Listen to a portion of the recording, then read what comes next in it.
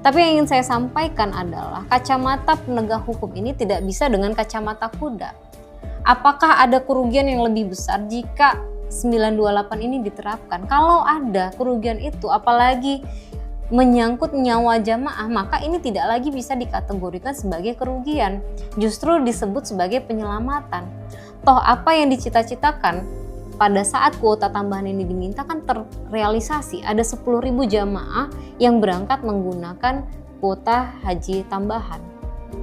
Menteri Agama pada kala itu, Gus Yakut, sebenarnya sudah mengambil kebijakan yang bersifat moderat. Ya. Beliau mengupayakan untuk kuota tambahan ini tetap bisa menekan ya jumlah atau masa antrian jamaah dengan memberangkatkan 10.000 jamaah yang semestinya belum berangkat tahun 2024, tapi beliau juga tidak mengabaikan terhadap hak keselamatan dan pelayanan jamaah. Lalu muncul pertanyaan, lalu kenapa diberikan kepada haji khusus? Memberikan kuota tambahan kepada haji khusus itu bukan perbuatan melawan hukum. Perbuatan melawan hukum itu kalau diberikan kepada yang bukan haknya.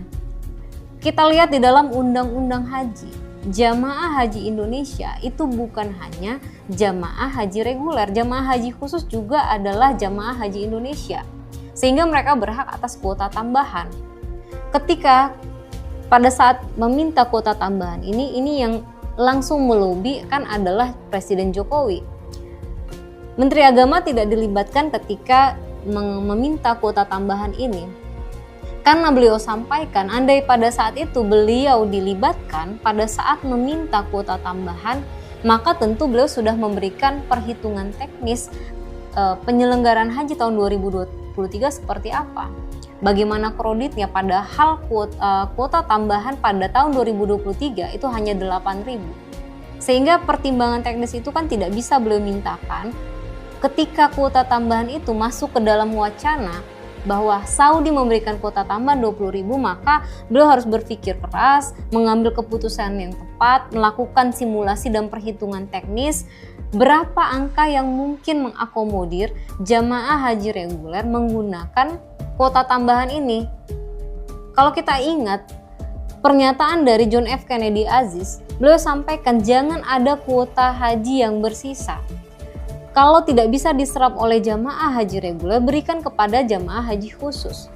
Bahkan tahun 2023, di dalam dokumen tanggal 22 Mei 2023, pada saat itu RDP Komisi 8, ketika itu mereka hampir keseluruhan ya dari beberapa fraksi di sana menginginkan kuota tambahan itu diberikan kepada jamaah haji khusus.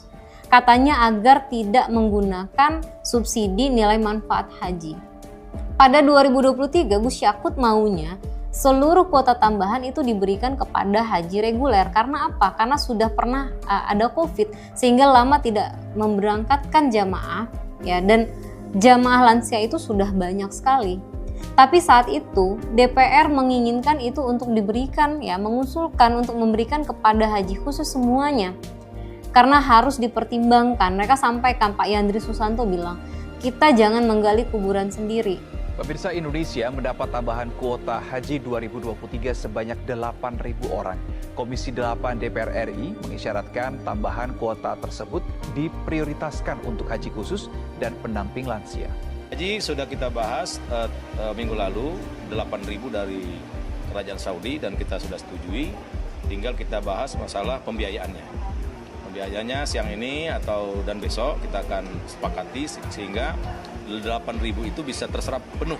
Tidak seperti tahun yang lalu 10.000 dikembalikan.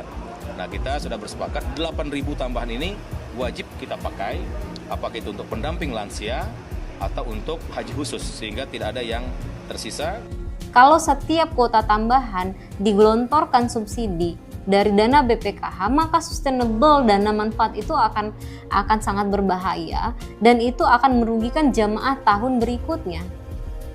KPK dalam pengawasannya terhadap penyelenggaraan haji juga pernah statement bahwa nilai manfaat itu adalah hak dari jamaah keseluruhan, bukan hanya jamaah tahun berjalan. Tahun 2023 pun memang ada ya dalam audit BPK terhadap penyelenggaraan haji 2023 mengatakan bahwa ada ketidakseimbangan dana antara dana setoran jamaah dengan dana subsidi yang dikeluarkan akibat adanya kuota tambahan yang disubsidi ini. Hal-hal seperti itu tentu menjadi pertimbangan di dalam memutuskan atau menjalankan penyelenggaraan haji tahun 2024 ketika memperoleh kuota tambahan. Banyak sekali informasi-informasi yang tidak sesuai dengan faktanya yang kemudian bergulir dan itu menjadi bola-bola fitnah di tengah masyarakat. Ada dua aspek yang dijadikan pijakan oleh Menteri Agama tahun 2024 yaitu Gus Yakut ketika mengambil keputusan terkait penetapan kuota tambahan 50-50. Yang pertama aspek landasan hukum. Bahwa ketika keputusan ini diambil, maka sudah ada pijakan hukum yang dijadikan landasan. Yang pertama, ada Undang-Undang Haji Pasal 9 di mana memberikan kewenangan atribusi kepada Menteri Agama untuk menetapkan kuota tambahan. Lalu disampaikan, loh kan ada pasal 64 bahwa kuota haji khusus harus 8%. Penerapannya tidak seperti itu. Kami juga sudah berdiskusi dengan berbagai ahli, termasuk kemarin saya bertemu dengan Prof. Mahfud. Karena apa? Karena penerapan kuota tambahan ini berbeda dengan penerapan kuota pokok. Sehingga akan dilihat dari bagaimana situasi ketika diambil keputusan atau memperoleh kuota tambahan itu. Disitulah letak kebijakan atau disitulah letak kewenangan atribusi yang diberikan oleh undang-undang.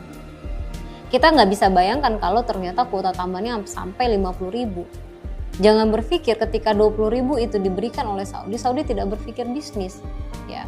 Nanti saya akan jelaskan tentang ini.